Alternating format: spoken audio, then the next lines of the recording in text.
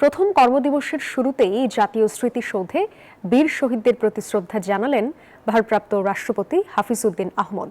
শেরেবাংলা নগরে শহীদ রাষ্ট্রপতি জিয়াউর রহমান ও সাবেক প্রধানমন্ত্রী বেগম খালেদা জিয়ার সমাধিতেও শ্রদ্ধা নিবেদন করেছেন তিনি। দুই স্থানেই নেওয়া হয় কঠোর নিরাপত্তা ব্যবস্থা। ভারপ্রাপ্ত রাষ্ট্রপতি হাফিজ উদ্দিন আহমদের প্রথম রাষ্ট্রীয় কর্মসূচি সাভারের জাতীয় স্মৃতিসৌধে মুক্তিযুদ্ধের বীর শহীদদের প্রতি শ্রদ্ধা নিবেদন করেন তিনি।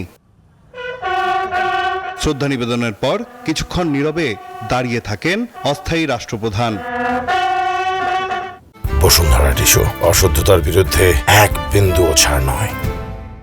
জাতীয় স্মৃতিসৌধ থেকে শেরেবাংলা নগরে জিয়া উদ্যানে আসেন তিনি। শ্রদ্ধা নিবেদন করেন শহীদ রাষ্ট্রপতি জিয়াউর রহমান ও সাবেক প্রধানমন্ত্রী খালেদা জিয়ার সমাধিতে। তাদের আত্মার মাগফিরাত কামনায় মোনাজাতে অংশ নেন। ভারপ্রাপ্ত রাষ্ট্রপতির এই রাষ্ট্রীয় কর্মসূচিকে ঘিরে জাতীয় স্মৃতিসৌধ ও জিয়া উদ্যান এলাকায় নেওয়া হয় কঠোর নিরাপত্তা ব্যবস্থা। দর্শনার্থীদের চলাচল ছিল নিয়ন্ত্রিত। স্বাস্থ্যগত কারণে রাষ্ট্রপতি মোহাম্মদ শাহাবুদ্দিনের পদত্যাগের পর স্পিকারের পদে থাকায় সংবিধান অনুযায়ী দায়িত্ব গ্রহণ করেন হাফিজ উদ্দিন আহমদ।